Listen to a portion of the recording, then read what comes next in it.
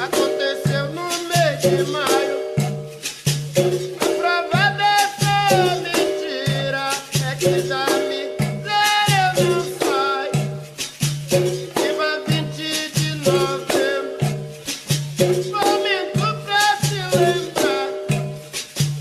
Um beijo em 13 de maio, nada pra comemorar.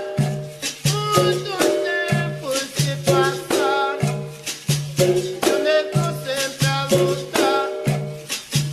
Zumbi é nosso herói, Zumbi é nosso herói. Colega velho de Palmares foi senhor pela causa do mineiro. Foi ele quem mais lutou. Apesar de toda luta, colega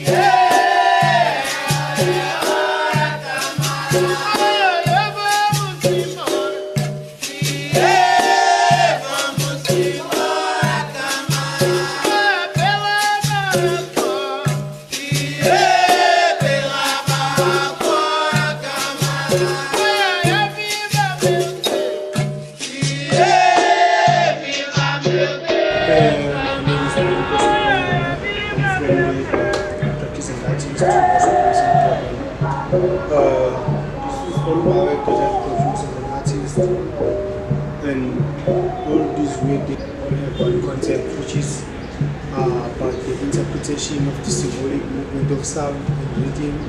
I obtain inspiration from African traditional martial arts music, capoeira music. This inspiration is interpreted into African weaving method in my work. Similar to capoeira, the process of executing my work is meditative. My work is also inspired by the sound and movement of my environment, my childhood home scenario. Through observing them several times, the shape of the landscape appear to have a sense of environment, of movement. Additionally, watching children playing game like an indigenous game back home, I also illustrate of sound to me. The body of my work consists of an abstract figurative piece. The number of my abstract work depicts rhythm and figurative work along the similar theme by using traditional capoeira instrument as a metaphor. I predominantly use strips of bright color of paper which I weave.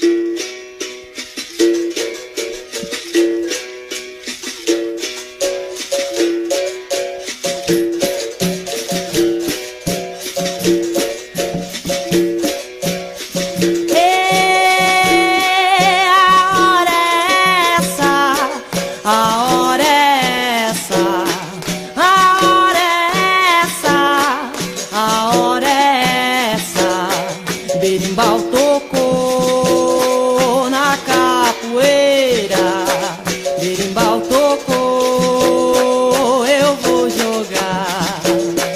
Berimbau tocou na capoeira, berimbau tocou, eu vou jogar. A hora é essa, a hora é essa, a hora é a hora é essa. Berimbau tocou na capoeira, berimbau tocou, eu vou jogar. Berimbau tocou na capoeira, berimbau tocou, eu vou jogar. A hora é essa, a hora é